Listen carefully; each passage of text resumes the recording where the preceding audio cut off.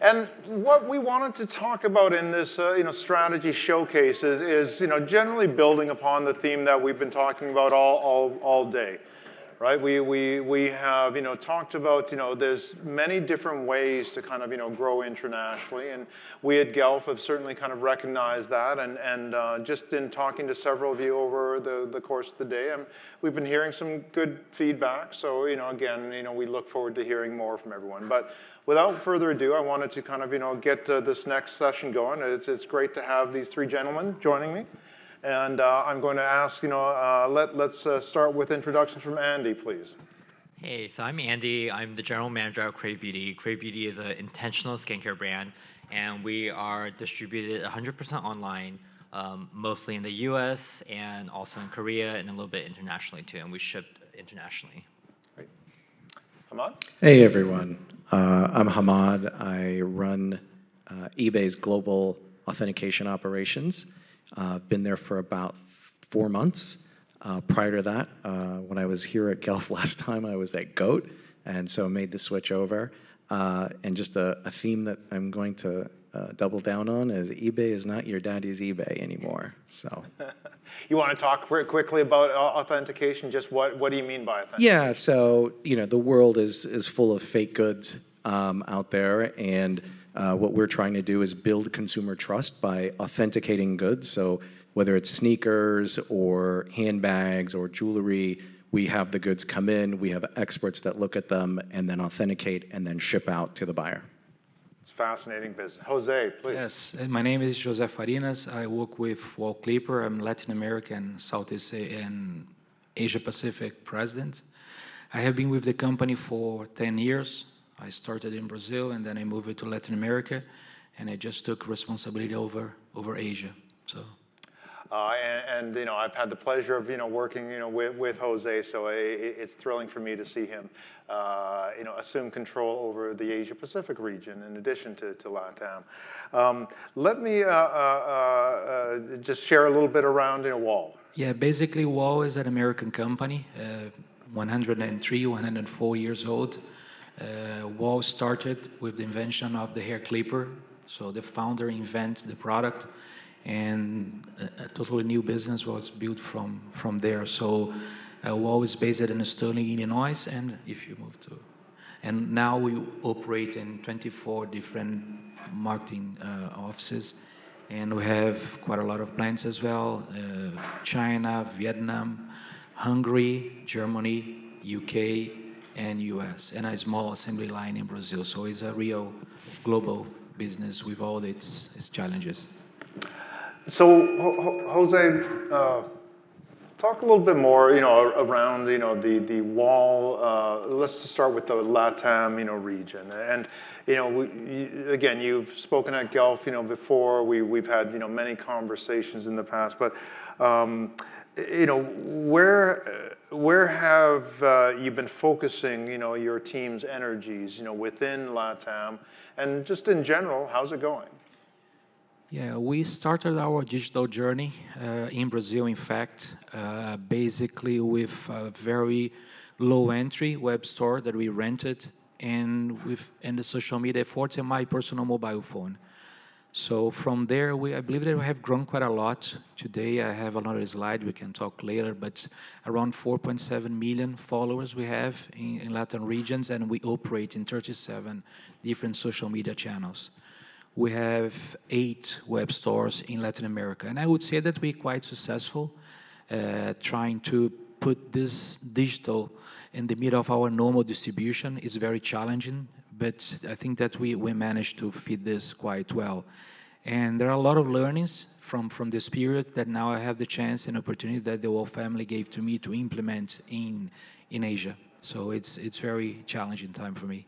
And talk a little bit around the traditional distribution, because I think that helps understand, some of the, channel conflict that you've had to manage. Yeah, we as an old company, we have been in the market for many, many years, so we have strong relationships with the normal distribution channel. And when you bring e-commerce to the middle of it, it's quite complicated to set up all the policies, the price policies. It's quite confused.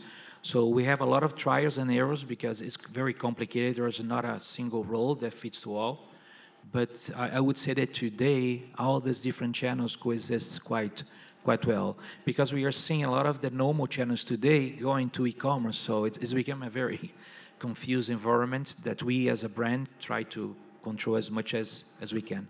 Yeah, we'll talk, further on that. But Hamad, I wanted to go a little bit deeper into, the importance of establishing your supply within, with any re-commerce business, where you're, as you said, authenticating, pre-loved products as you see out there. Can you just talk to, how important that is, especially for some of these fast-growing businesses? Yeah, so in the marketplace, generally, as us, we're very C2C and historically have been. But as we started to see niche players out there, we realized that I think one of the places that was missing in getting supply was directly from brands. And that's kind of a big, weird thing to do if you're a marketplace. And so we work directly with brands now to list their stuff on eBay. They realize that it's a channel that can get out there globally, and so that's one way we get supply. And then we just look, basically around the world and see where is it that we see sellers listing their goods, and whether it's one category or multiple categories, how can we double down in those locations?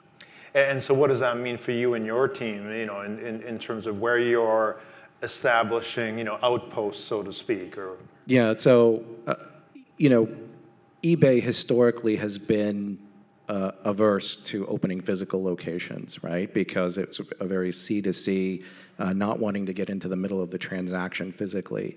But as we saw niche players come in, we realized to continue to build trust and not lose that, we had to do the same thing.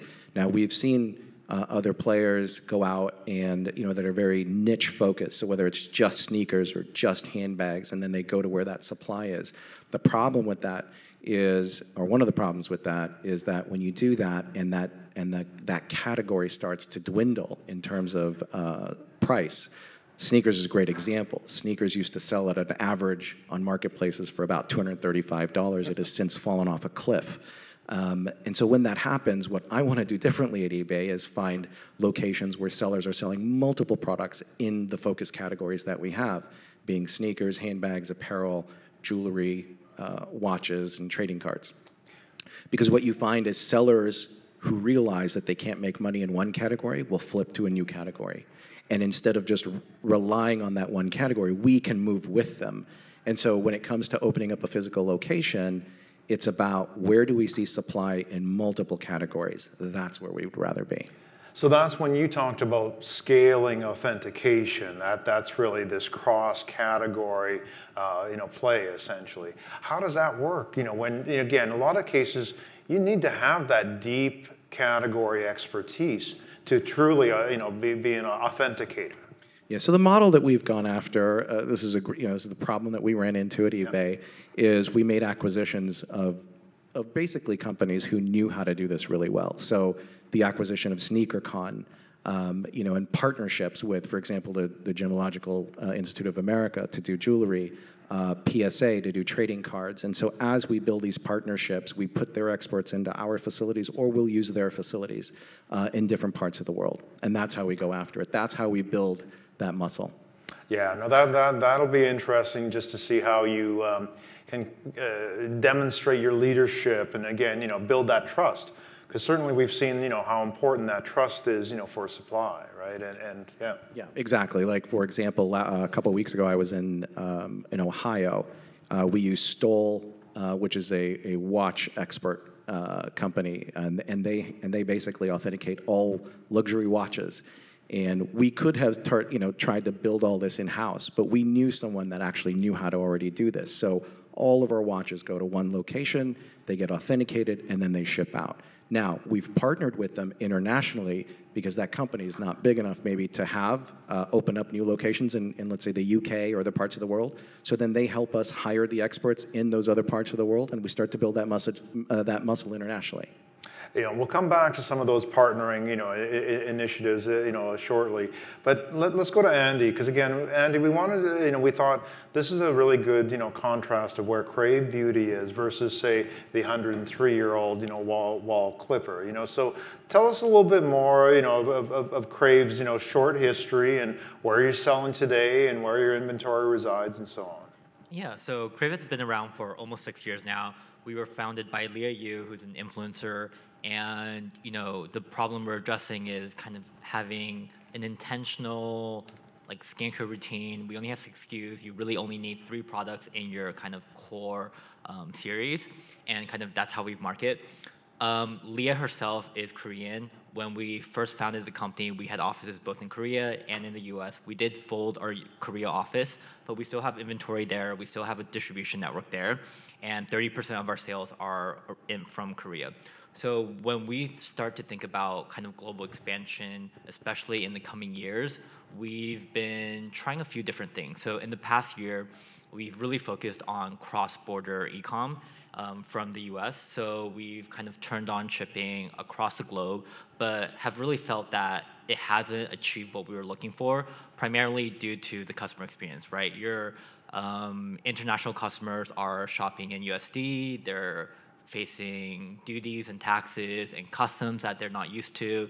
The shipping times are long, and it's not the best experience. So we know that there is a customer base out there, and we know this because we have a lot of resellers on different marketplaces. In Southeast Asia, we have a huge reseller issue on Shopee.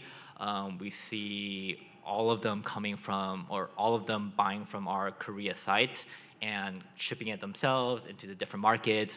And it's been difficult for us to kind of cut down on that, because for one part, they are establishing the market there. We don't do any discounting throughout the year other than Black Friday and Cyber Monday. So when we do have resellers in, let's call it Amazon, eBay, marketplaces across the world, they're actually charging double or even triple the price of what we sell it for. So for us, the reason why we go into marketplaces and why we're looking to expand internationally now is to provide consumers with a better experience and authentic products and buying the products at a low price. So in the next year, we're actually looking to expand with certain retailers, especially in Southeast Asia, where it's a very, very fragmented market. Unless you have distribution and warehouses in each of these countries, you're not going to be able to provide the best experience which the local consumer comes to expect, especially in Southeast Asia or even China, where customers are expecting same-day delivery, 2-day delivery, and a very localized experience. And we have kind of realized that, as a company of 10 people, there's no way that we would be able to achieve that without partnering with some local retailers. And talk a little bit more about pricing, because again, we were just talking earlier around your unique situation where these unauthorized resellers, is that correct? Yeah. Yes. So they're pricing at this very, very high rate.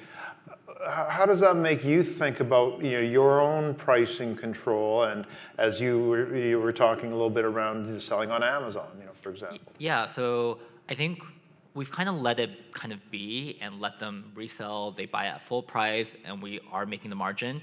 But what made us kind of rethink this whole model is that this year we did launch onto Amazon in the US 2 months ago.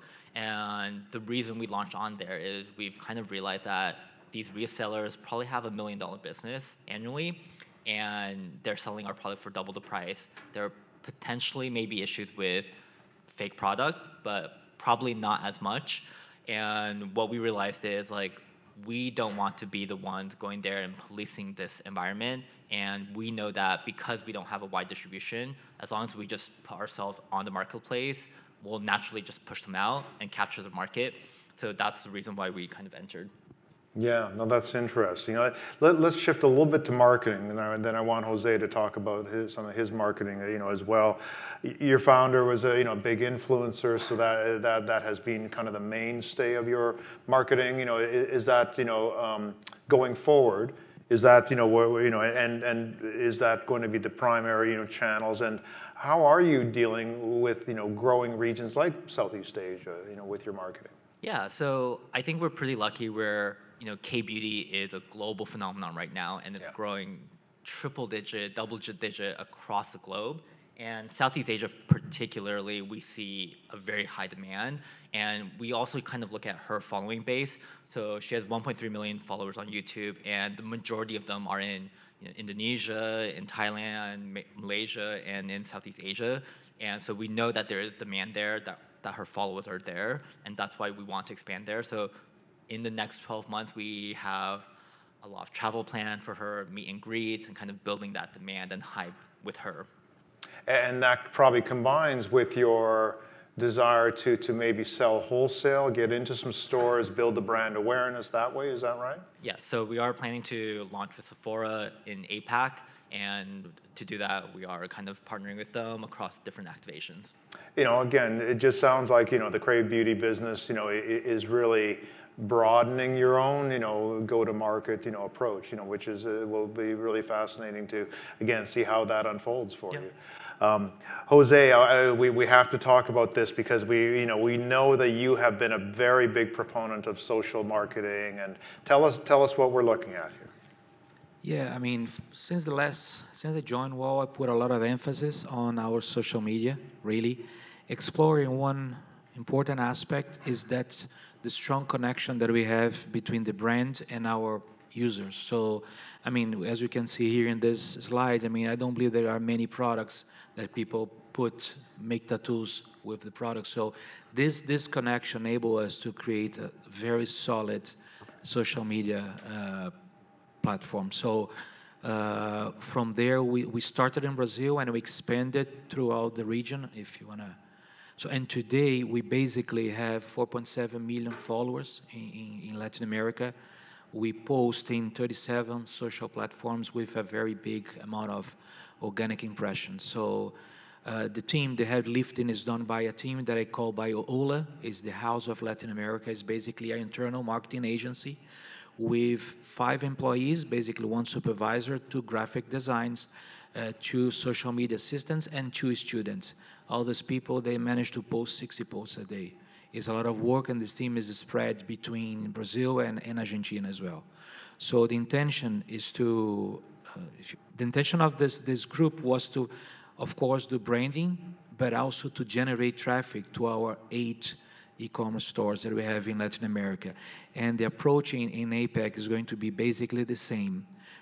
We are going to consolidate the social media effort under one group that we call APAC. I think that I have a slide. So House of Asia Pacific. And this group is going basically to replicate everything that was done in Latin America, but in Asia Pacific. And I want to point out that if you look at some of these numbers, these are the different business, divisions, of WOW. It's the professional line of product that, again, there is such a huge fan base among hairstylists, again, who are the trendsetters, in so many countries. So it's just, when you see those sort of numbers, really, followers, in the professional lines, it's really been, impressive. Do you want to talk about that? Yeah, I mean, at the end, WOW is a niche product. A hair clipper and hair trimmer is a niche product. So, but the engagement side is very strong. So, and we were able to explore this quite a lot, and it's very cost effective. So I have a small group. We have a very strong internal process, and we, with a small team, generate a lot. So I think that was a right choice to explore it. And a point here is that almost 75% of the content that we post, it's generated by our users, so they send material to us. They send pictures. And my approach is not to select what is the best picture. My approach is to be as authentic as possible in our content. So then most of the brand look for reviews, and I basically use reviews that come in a way of a picture or a video, okay? What about social commerce? Will you be selling through some social channels? Is that something that's, perhaps, part of your revenue channels? Jose? What? Sorry. Are you thinking of social commerce at all, like selling through some of the social channels? Yes, we are trying to do this, but this is not at this point our main focus, really. Our main focus is our G2C and also support our partners. Yeah, okay. Andy, how about you guys? Are you guys selling on in social? Yeah, we're selling on TikTok Shop, and we're pretty bullish on TikTok Shop, so we're putting a lot of effort into it. Any tips? How's that been going so far?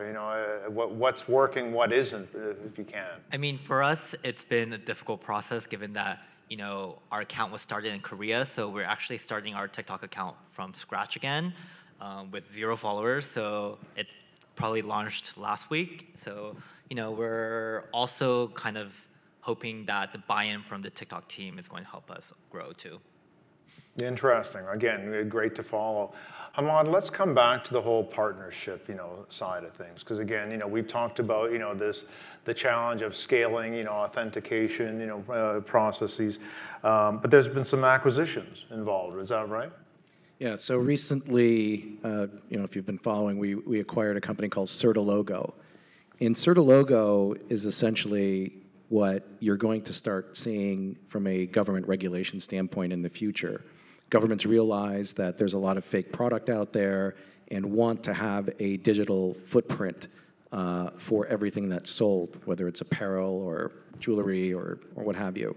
And so Certilogo has partnered with many, many apparel companies out there. They have 500 million items that have a Certilogo tag inside that's attached to, whether it's your sweatshirt or what have you, whatever brands they work with.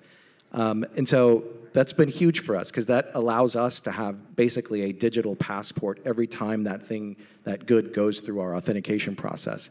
And we no longer, by having a digital passport, the authentication process becomes so much faster, so much efficient than actually having a human being go through the process. And whether handbags can take a lot of time to authenticate versus, let's say, a pair of sneakers or a piece of and so by having this. When you look at the cost of doing authentication, this really helps make that process a lot faster and a lot cheaper. It sounds like it. Again, there's that digital ID or footprint that the products would have. What about other partnerships? As we've known you since you've been building out these complex supply networks. And it takes a village, right? I mean, who else do you really kind of turn to? Yeah, so, whenever it comes to global expansion, I always go back to that black book of, 3PLs, carrier relationships that I've had, or even cross-border trade partners. So just to drop some names that we're all familiar with, Avalara and Descartes when it comes to cross-border trade. Many of the regional carriers that we'll work with. I think too many times we'll find companies that want to do international and then go in with their UPS flag or their FedEx flag and say, well, in Malaysia, we're going to use them. And without really realizing that people in Malaysia don't use these companies or, don't have a great experience there. And so we'll partner with, localized companies, a lot of mom and pops, and a lot of aggregators locally. So for example, in Malaysia, I had partnered at one point with a company called Janyo, and Janyo is a startup aggregator of logistics and was able to take all these mom and pops in and around Kuala Lumpur and give them one label. And so if you're easy to do business with, if you can make my seller's life easier, then we're going to do business and partner together. And so it really rely heavily on those relationships when I think about expanding internationally. It's interesting that you're getting down to that local level, partner. That certainly suggests, there are markets that you are betting heavily, on. Is that fair to say that there are certain markets that you've kind of identified as there's a great supply to be captured? We need some way, some mechanism to do that. Right, because I've seen competitors go in with the wrong approach and it backfires. We had a competitor one time go in with UPS in the Philippines, and UPS had no idea what they were doing in the Philippines. It's just not their bread and butter. Right. And so we went in and used Janyo, and they were able to take, again, all the little mom and pops because sellers have relationships already pre-built with these companies. And so when you realize that and start to double down on those relationships and bring them into the fold, you are not only growing your business in that market, you're actually helping these little companies become bigger and bigger in their local regions as well. So it's a win-win. It is, and again, that probably goes a long ways towards building that trust again, right? And that's so important. Exactly, right? So if, too many times you'll see, big American company comes into little country and plants the flag and do it our way or the highway. If you take that approach, you will lose. But if you take this approach that I talked about, where you partner with local shipping companies and what have you, those sellers trust in you, those buyers trust in you, and all of a sudden that flywheel starts to go around. And then you become the winner in that market. A great example for me to kind of to flex on here a little bit is Australia. Recently, we were in a battle with StockX in Australia, and we were fighting tooth and nail for every single seller in the sneaker market, resale market. About a month ago, StockX announced that they were leaving, that they could no longer compete. And so that was a huge, feather in our cap to be able to say we won Australia. Well, and just for those of you who don't know, I mean, why don't you talk a little bit around, like eBay's, I'd say dominance in Australia? Yeah, eBay is very dominant. Like Amazon, we're even bigger and better than Amazon in Australia. In fact, eBay owns Australia from a marketplace standpoint. And there are other markets. eBay generally, just globally speaking, is the #1 pre-loved fashion marketplace on the planet. And there are some marketplaces out there in some countries like the UK where we are #1, right? And then there's some places like Germany where we've got some work to do. But Australia, we've been able to dominate, and really, really proud of that. That's very, very cool. Jose, let's shift over to your Asia Pacific, mandate. I mean, we've heard Andy refer to again, some of the selling opportunity, and Hamad talk about, some of the supply opportunity. What are you taking from, what you've learned in Latin America? And I know, from our work together that across your Asia Pacific region, it was a very wide range of kind of digital capabilities and of course, existing distribution. How are you really taking those learnings from LATAM to APAC? Yes, one of the first learnings is that we are going to put a lot of emphasis in building a strong social media presence in the region, and we are not there. As a matter of fact, APAC is in a totally different stage when you compare WAL. So Latin America is much more advanced. So we are going to build the same structure to support a strong growth on social media. And an important aspect that we have learned a lot in Latin is the price strategy and price control.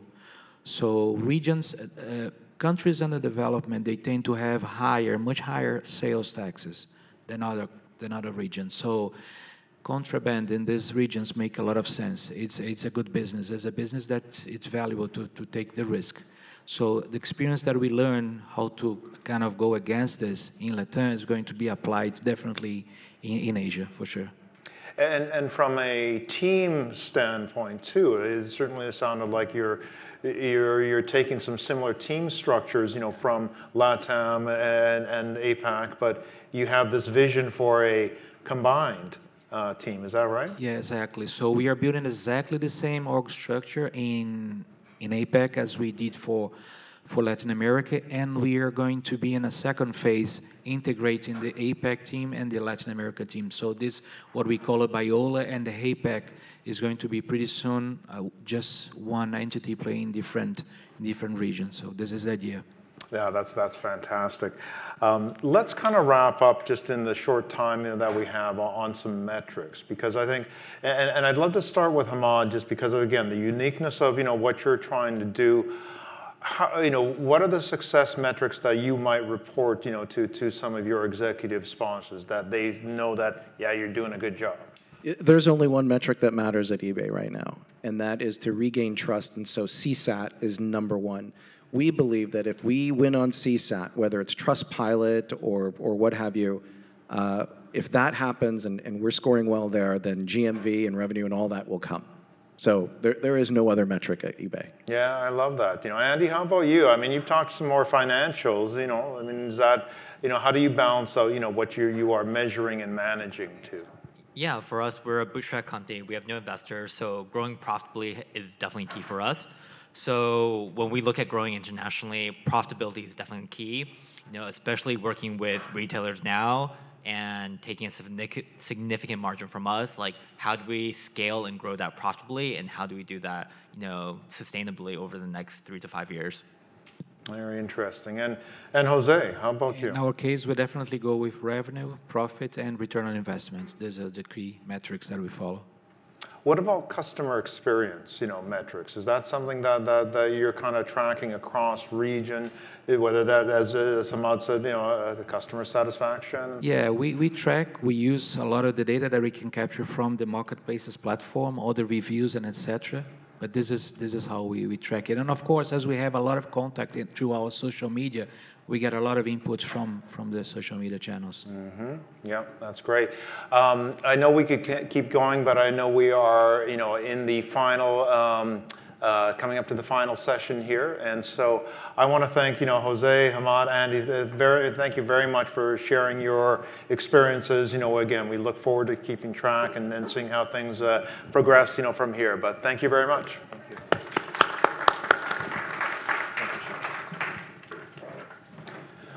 Okay, I'm going to turn it back to Kent as he brings us home with our town hall. All right, so if I could just get our final panel to join me up here.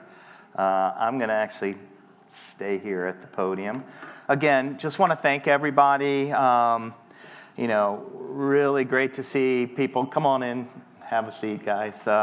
Really great to see people sticking around. I know New York's always crazy, people in and out. So just being able to find an entire day to spend with us, we really appreciate it. Again, I can't thank our speakers enough. I can't thank our support staff. I can't thank the Romella people enough. They've done a great job behind the scenes. This is it's hard to pull these together these days. And of course, I also I guess I get to sit down. So, I can't thank the sponsors enough either. So I really do encourage you to go out and chat them up a little bit once we open up the bar. So these 4 lovely people are between us and the bar. So Thank you. what we'd like to do is, we tried this town hall last year, and it went pretty well. It's a little bit of an open forum. It's a little bit of, okay, what did you hear today? What sticks, what doesn't stick? But part of what it is like, okay, we talk a lot about strategy in the morning. We get a little bit more tactical, a little more operational in the afternoon. But sometimes there's like, okay, well, what do I need to buy to make this happen? Or what do I need to, get rid of and replace? What is the technology that's going to help me execute this stuff? So what I thought we'd do is just have a quick round of openings. Amy, I'm going to ask you to just say a quick hello. Tell us a little bit about your present job. I know you were just recently in the retail space. As was Harvey, who will kind of tell us a little bit about himself. And then we'll go John, and then we'll wrap up with Rachel. So Amy? Yeah, as you can tell, I wasn't ready for that, so let's see what I come up with. Thank you, everybody, for sticking to the end of the day. It's always hard to switch gears from, doing things all day to listening, and then I think, by lunch, at least I'm usually done listening, so kudos to you guys to have made it this far. I was recently in retail and had been, running e-com for a variety of apparel, beauty brands, and I had my own consulting company for a while. I recently moved into private equity. So I work for a private equity company called Cerberus, and I work on what's called an operating platform. We have a technology operating platform, and I run the digital and e-commerce practice. And so essentially what I do there is, we're internal consultants for the companies that we purchase. And focusing on e-commerce and digital marketing, which is my area of expertise for at least 16 years now. And I have the special privilege of not only working on our portfolio companies, but I can work on external corporate, so any brands that you guys may have, and also for the portfolio companies that are owned by other private equity shops, which is really interesting. So. Yeah, that's my Harvey, another one of our legacy speakers from the early days of golf, when we learned about Crocs booming and maybe then they're downsizing. Tell us a little bit about where you are now. Sure. So as was just said, I was at Crocs for about 7 years, VP of Director of Operations for digital, so really responsible for the global platform that is enabling their hyper growth now. I left there about 3 years ago, went to Christie Sports in Colorado, which is a 50 or 60 plus store chain of ski and snowboard retail and rental throughout the Intermountain West and Pacific Northwest. And left there just a couple months ago, and am now at Red Van Workshop, which is a systems integrator in the Salesforce space. The common thread of all this is Salesforce Commerce Cloud, Demandware underneath the covers. I was about employee 11 at Demandware, was there for about 7 years, created the retail practice, and helped many of the brands that people think about when they think about the Demandware global expansion, helping them with their global expansion in essence. So Crocs, Columbia, Burton. Demandware, one of our original sponsors back when we were at the whiskey bar. So now I'm, at an SI side helping our customers do that again, or keep doing it and do it more. So. John, say a quick hello. John's with the CoreSite team, which we're delighted to partner with this year. Good afternoon, John Harmon. I'm with CoreSite Research. We are a research and professional services firm. I manage the technology team. On the research side, we operate at the intersection of retail and technology. On the retail side, we cover sectors in retail like apparel and footwear, specialty retail, department stores, home improvement, and grocery, but also other consumer trends like demographics. My mind just went blank.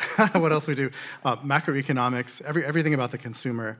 And on the technology side, I have a team. We cover everything from AI to in-store technology to cloud computing to loss prevention. And on the professional services side, we provide services for our clients, including advisory, which is consulting, events, co-branded research, where a company will commission us to do a research report. And also we do a lot of work with startups, which we call innovators. So we provide research and services for them to help them get the word out about what they do. And Rachel, welcome back. Thank you for having me. But my name is Rachel. I work for 11 by Venus, which is Venus Williams' tennis and athletic brand. So everything you see her wearing on court, with the exception of her shoes, is usually by us. And I run all of her back-end supply chain, so everything from the in and the out, making sure every customer from e-com and on the wholesale side are getting what they need, managing the warehouse relationships, as well as all of our vendors and platforms to make sure all the product and data and good stuff in the background is all talking the way it needs to be, and working the way it needs to be. So we opened up this morning with this idea that D2C is being redefined, if you will, about, kind of owning the customer relationship, but then meeting them wherever they are, right? So maybe it's your D2C channel, maybe it's your store, maybe it's your partner stores and things like that. So, meeting the customer. Boy, that sounds easy to do, but that usually involves understanding the data. And we've heard a lot of the speakers talk about, Heather, hey, we looked at the data and we realized we needed to do a pop-up in a garage out in the East Hamptons. So maybe an interesting or a far-fetched a view of meeting the customer. But John, you've done some recent research on kind of customer data platforms and things like that. I mean, what are you seeing from the research, both from a domestic and international perspective? I mean, are people able to, know and find their customers, and what are the technology solutions that are out there to help them do this? I think every day it gets harder and harder to go where the customer is, because consumers, especially since the pandemic, they were cut off from physical stores, and they started exploring a lot of other retail channels. So customers are on social media, on Instagram, on Facebook, on their phone, on their work PC, on their home PC. They're kind of everywhere. So there really is a challenge to get to know them. And often in these channels, they're browsing around. They're not leaving their name or their email address. So they're leaving these cookie crumbs of data across a wide variety of channels. But yet there is another customer database that retailers can buy called the Customer Data Platform. So it turns out, industry experts say, about 70% of the customers that you see online are unknown to you. And one of our clients told me 40% of customers check out as a guest because they don't want to be bothered by putting in their personal information. So a customer data platform connects all these breadcrumbs across these various platforms and reconstructs the consumer identity so that you have a single view of the customer, which you can use for marketing, segmentation, targeting, and so on. So Amy, we had a different conversation about it. So sometimes it's technology, but sometimes it's people and process. And you made a great point that a lot of organizations have lost touch with old school direct marketing. They don't really have the resources to understand this kind of shift to first-party data and zero-party data. What are you guys seeing at work now? It's a really interesting time because there is a tension between privacy and personalization that's happening right now. With iOS 14 and Google talking constantly about the deprecation of third-party cookies, companies haven't quite yet figured out how to get the first-party data that they're going to need in the future, and most of them also are, if they are capturing it, they're certainly not using it in a way that they'll need to in the future. So it's really interesting to see, you may notice some media companies starting to gate content a little more, and it's because they are starting to see the value of that first-party data. And everyone feels differently about this. Like, some people are like, I won't give you any of my data in exchange for personalization. It's creepy, I don't want you following me. I'm the complete opposite. I probably have a very boring life. Take all that you want, just don't please show me a diaper commercial ever again because I do not have kids and probably won't, right? So everyone's somewhere on this spectrum of, yes, personalize for me, or, my life is private and I want it to stay that way. And so how companies navigate that world in a way that drives conversion and drives sales with the changes in technology and these large platforms changing what's trackable, I think is going to be something that's really interesting to watch in the future. Yeah. Harvey? So just to build up on that, I think one of the really interesting things I've heard today is how complex global e-commerce has gotten, right?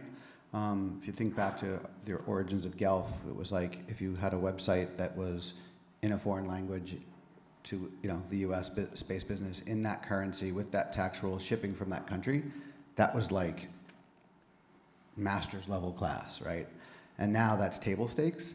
And now it's a matter of how do you merge that with third party and first party in that marketplace? How do you merge that with the wholesale activities and the wholesale activities that are going online and manage that in a holistic level so that the consumer, that your brand makes sense to consumer wherever your brand is showing up, because there's so much transparency and it's happening all at once. So from my perspective, what's really interesting is push the conversation deeper into the organization as it relates to enabling technology.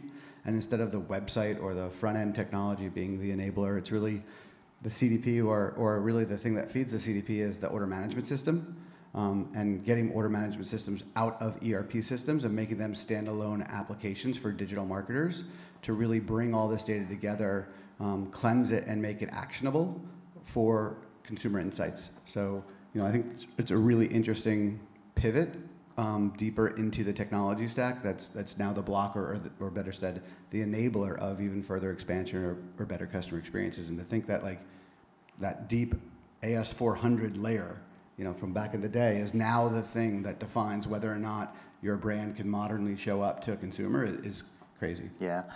Rachel, we talked a good bit about, you're with the operations. The marketing people are supposed to be the ones that know everything about the customer, and yet in many cases, you guys are the ones that are, touching the customer ultimately when you're pushing the products out and things like that. Tell us a little bit from an operations perspective. What needs to be done? Is there more work that the marketing team can do to make your job easier? Because I know they don't make it easy all the time.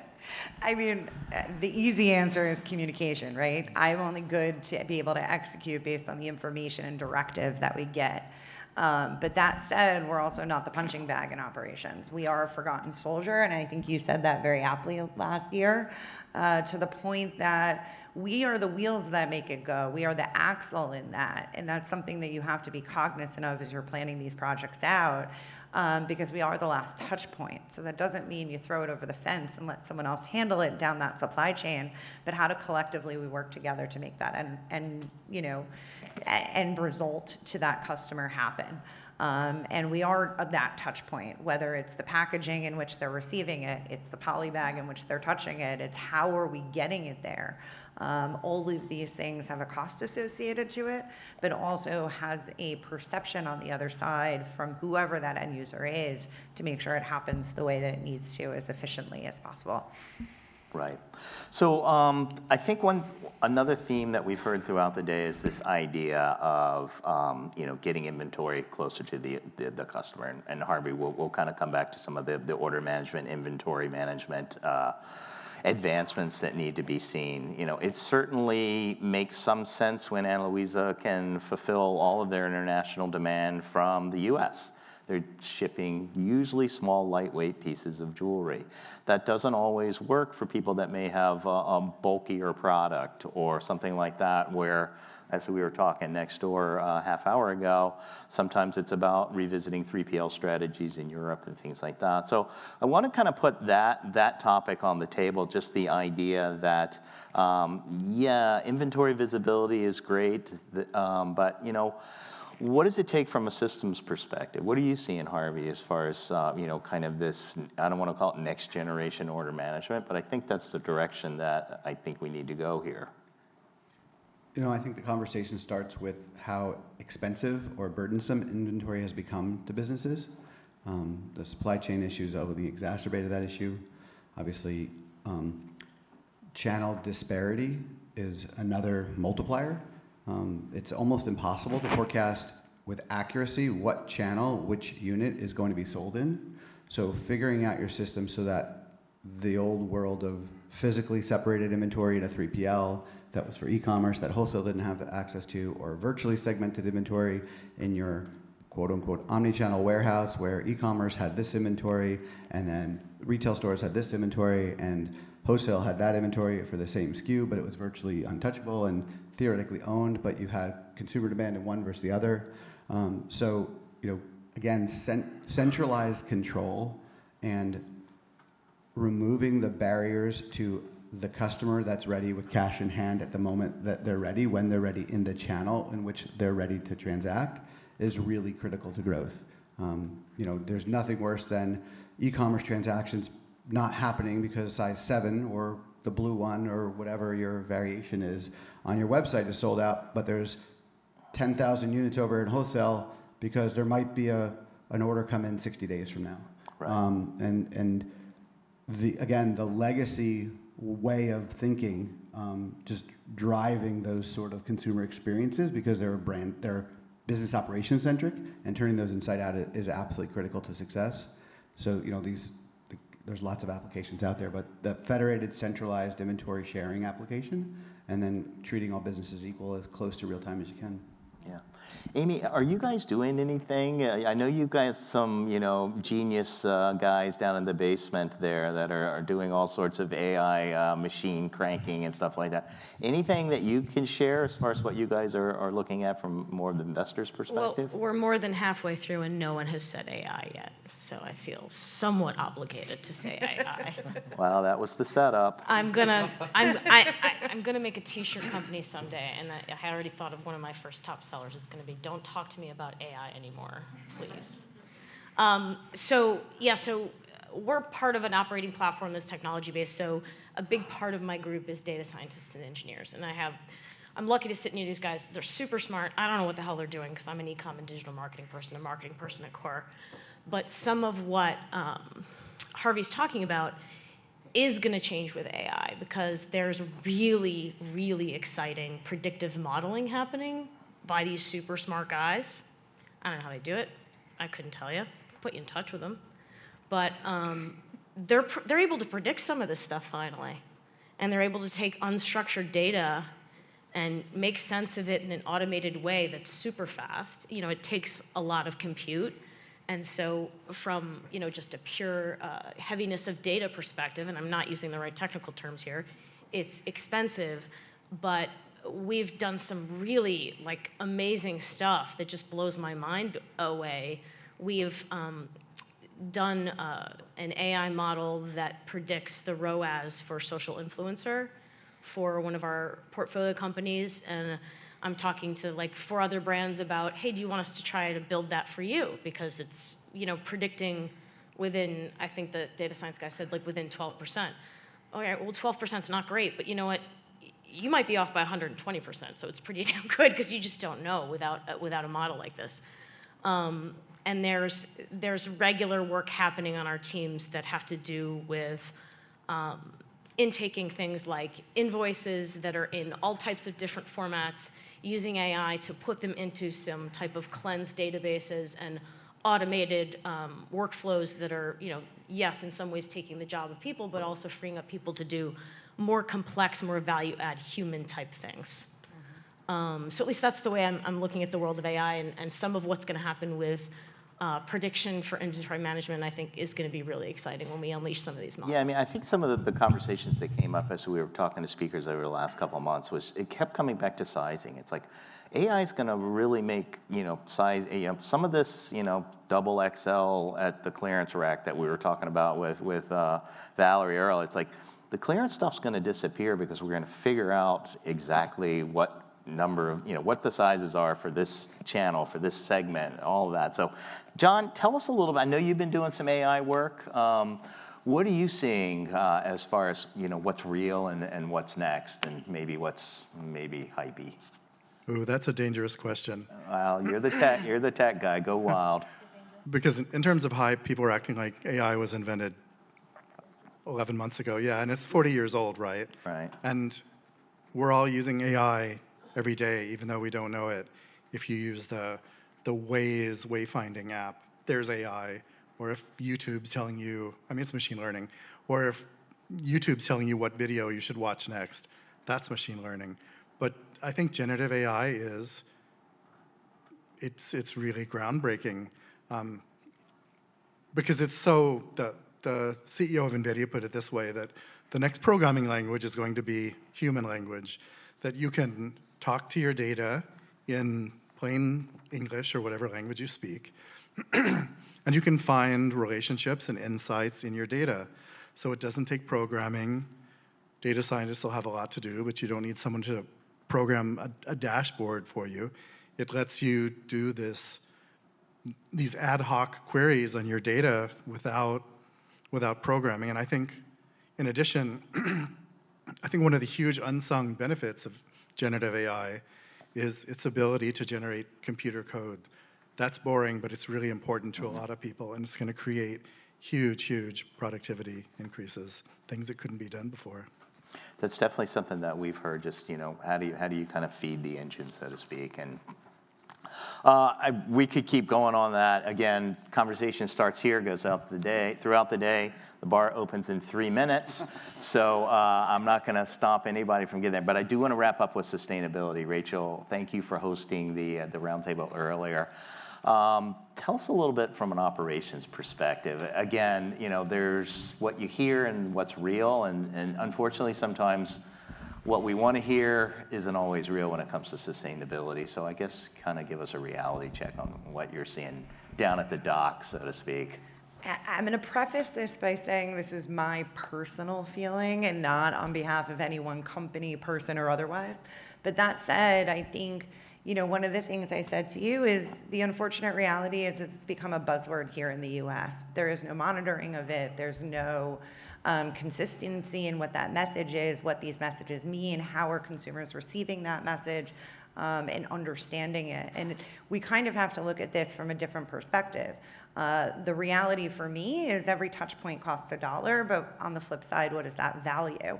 So I have to present that back to the company for the company to make decisions for what's best. And it's a matter of pick and choosing. If you're not going to be the biggest financial company out there on the block, what makes the most sense for your consumer, but making sure you do so without the hypocrisy of it.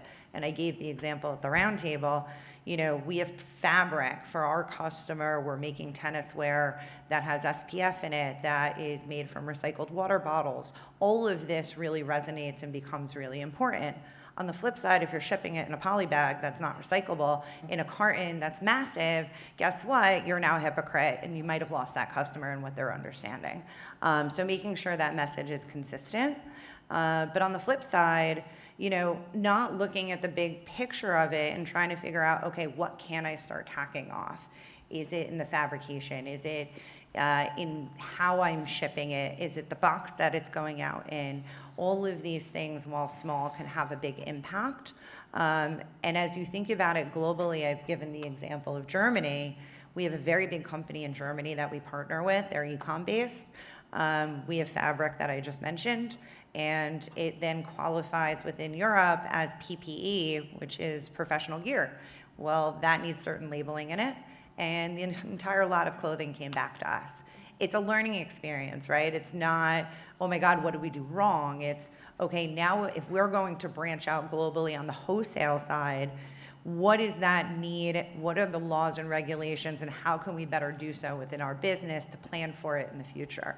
And thinking about that in a very different perspective. It's not the last touch point. It's got to start at the start, at the very first touch point, and don't think of it as unaccomplishable. Yeah, and I really appreciate you bringing that up as we kind of wrap things up, because we've talked a lot about, okay, yes, we are looking beyond that D2C channel that, largely we control. We like the margins, we like the customer data and all. But, anytime you're kind of involving more partners, whether they're new D2C retail partners or traditional wholesale partners, you give up some of that control, and that's going to be a problem for some of the sustainability goals. So in closing, any questions? I know we threw a lot at you there, but really just kind of wanted to get the conversation continuing out into the reception area. If not, I'm going to ask you guys to give these guys a round of applause, and we're all going to head out and enjoy ourselves. So again, one last thank you to everybody, the people behind the scenes, all of you that have spent your day with us, all the speakers that have been so kind to, be pestered by me and, get up on stage and come to calls and be here. So thanks again. Go out, enjoy yourself, walk up and introduce yourself to people and, keep the conversation going. We'll be back here next year around this time. So thanks again, and have a good afternoon and enjoy the reception.